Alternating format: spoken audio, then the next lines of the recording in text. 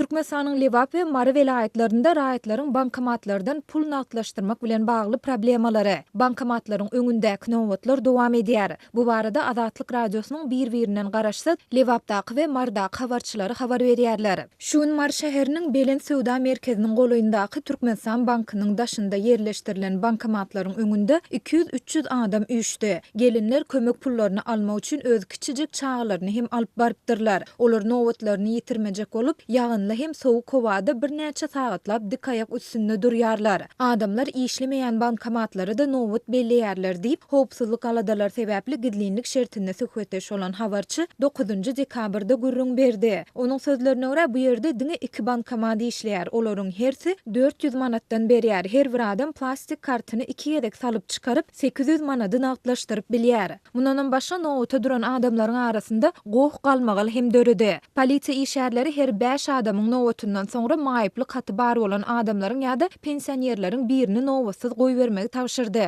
Adamlar ulalaşdylar, emma maýyply katy bar adamlar öz aralarynda gohlaşdylar. Polisiýa işgärleri gohy ýatyrjak boldy, emma goh beterledi. Sebäbi sağ adamlar hem men maýyp diýip nowatsız girdiler diýip habarçy belledi. Aýdylmagyna görä Türkmenistan bankynyň başlygy nowaty duran adamlary köşeşdirmek üçin olary häzir pul ýagdaýynyň kyndygyny bellep, boldugundan beýleki bankomatlary hem pul salynjakdygyny aýdypdyr. Habarçy Mary şäherinden çykyp Sakarçaga etrawyna gidilýän ýoluň uğrunda yerleşen Halk bankynyň daşynda 2 sany bankomatyň bardygyny, ýöne olardan da diňe biriniň işleýändigini belledi. Azatlyk radiosynyň Lewapdaky habarçysy hem halkara bitaraplyk gününiň we täze ýyl bayramynyň öňýanynda raýatlaryň plastik bank kartlaryna pul geçirilendigini aýtdy. Ýöne ol ilatyň işleýän ýa-da pul salynan ýekejede bankomat tapyp bilmän kösenýändigini belledi. Türkmenabad şäherinde bankomatlar kadaly işlemeýär. Raýatlar bankomatlaryň plastik kartlary ýutmagy, ýagny pul nagdlaşdyrmak üçin olary salanyňdan soňra ýydyny gaýdyp bermediligi we bankomatlaryň işlemediligi bilen ýüzeye bolýarlar. Bankomatlaryň yerleşen ýerine aýlanýan nowatlary ýazylyp, bankomatlar işläp başlar diýen umyt bilen garaşan adamlar hem köp diýip, howpsuzlyk aladalar sebäpli gidlinlik şertinde söhbetdeş olan habarçy 9-njy dekabrda gürrüň berdi. Türkmenistanda 3 ýyla golaý wagt bäri dowam edýän ykdysady kynçylyklaryň fonunda ýurdun paýtagtynda we regionlarynda nagd pul ýetmezçiligi bilen baglylykda bankomatlaryň öňünde ýygy-ýygydan uzy nowatlar döreýär. Türkmen häkimetleri bu kynçylyklary bankomatlarda nagd pul ýetmezçiligini tasdiklap ýa-da inkar edip çykyş etmeýärler.